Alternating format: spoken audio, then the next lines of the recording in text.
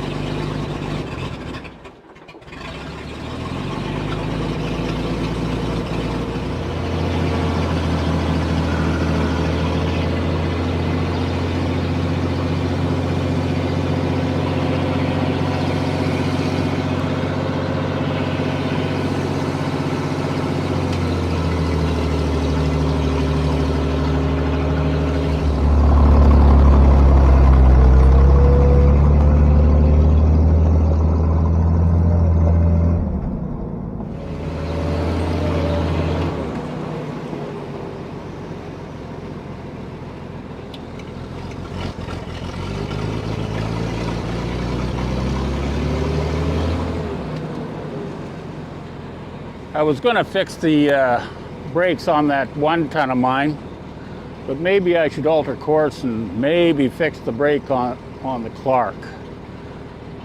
Got no stopping capability at all.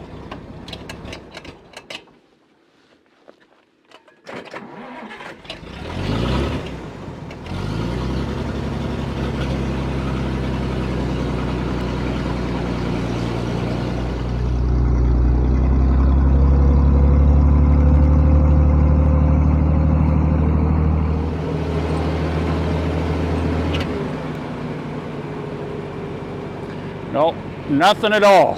So we're going to take the wheels off this Clark and see what we can do with it.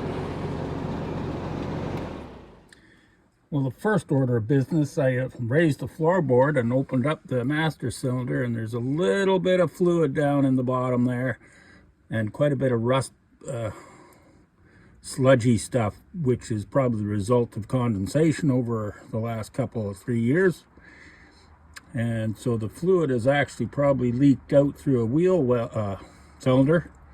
But I'm going to get the vacuum cleaner here, and I'm going to see if I can suck up the rest of that oil and crap, and then put some fresh fluid in there, see what I get out the lines.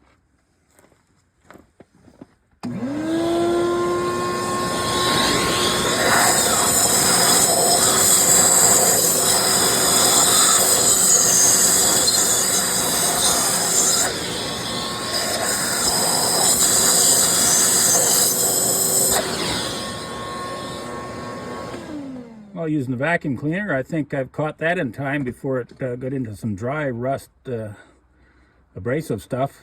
So I'm just going to get some fresh brake fluid and see what happens. Okay, I don't know how well you're going to see that bleeder work, but I'm just going to loosen it off.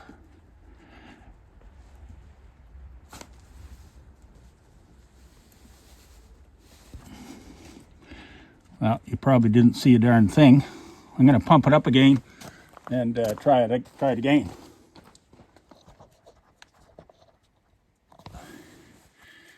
Okay, watch carefully. Well, now my hand's in the road. See, there's a good stream. No air coming out of there.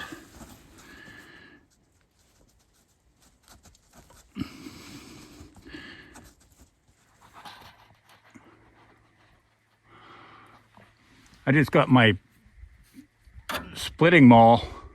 I'm going to pump the brake up there. It's right solid, and I got the splitting maul just putting the pressure on the pedal because I don't have anybody here that's going to help me out. So that seems to do the trick. So we'll just go and get the other wheel.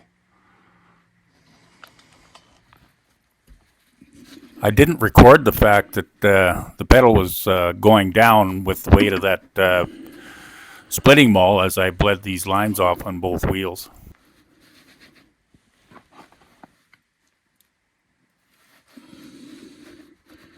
Pretty solid oil coming out.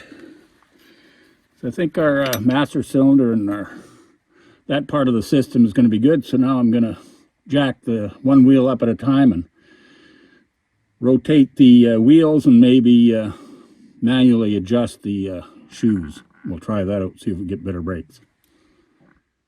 This here is what's left of the cap on the master cylinder. It's aluminum. Of course, aluminum after a few years going into a cast body, it corrodes and well, locks right up. I couldn't get it broke loose to the point where I actually pulled the I think it was like a 3/4 inch hex head on there, just broke it right off, so I had to bust it right up and get it out of there. Being resourceful until I get to town and get a new bung. Even plumbing bung of some sort is going to work in there.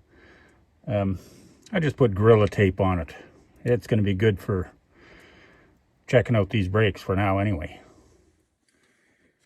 Okay, now we got this one wheel raised up, and it turns really easy right now, but this here bolt here is just you turn it, I think it can get maximum maybe a half a turn or 3/4 of a turn out of it, and then if you can go past that, it's just going to go around because it's just a cam, separates the shoes at the non-working side of the brake system in there, at the fulcrum basically. So I'm just going to keep rocking this wheel around. Okay, I can feel it dragging right there. And that's a pretty good drag on it right now. And I'm going to leave it at a pretty good drag because, well, it just goes around the yard. I don't really put on great distances on this machine, so it won't drag and heat up the brakes and burn them out, I don't think. But it'll give me the maximum braking capability right now, of which I need because I'm always on a mountain up and down or whatnot, and it is in the middle of winter.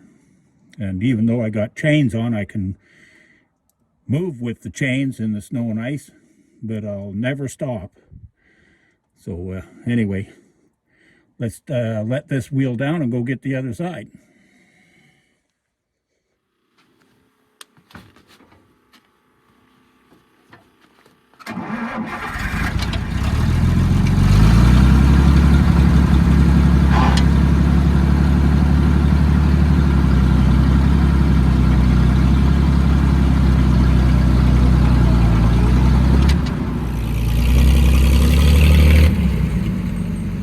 I think you can see that as I go forward and backwards and push on the brakes, it brings the machine to a stop, so I'm satisfied with that. That's way better than wondering if it's ever going to stop.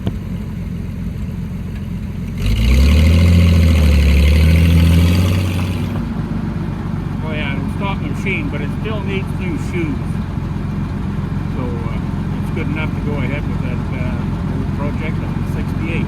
Jack it up and get those brakes working so I can go get some lumber for the big build. We'll catch you later. Come on, Super Tip.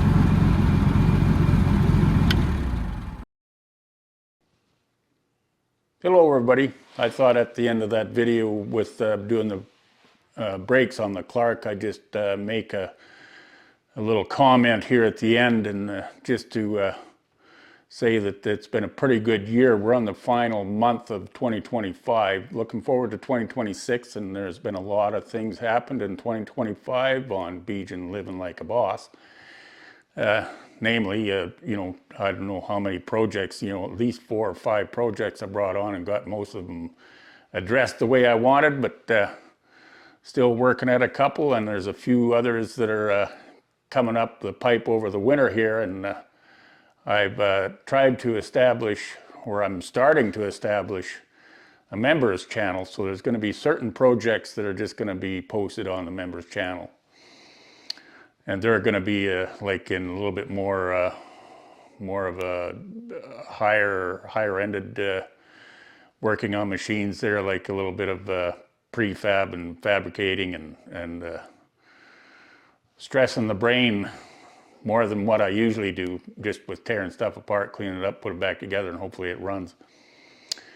Anyway, we're did pretty good on the subscribers there this year, and we're going to shoot a goal for ourselves, and I'm going to shoot a goal of 20,000 subscribers before Christmas. What? Oh, I guess we're going to have to drop a couple of zeros. Well, there goes Lunan, knocking the darn thing out of kilter.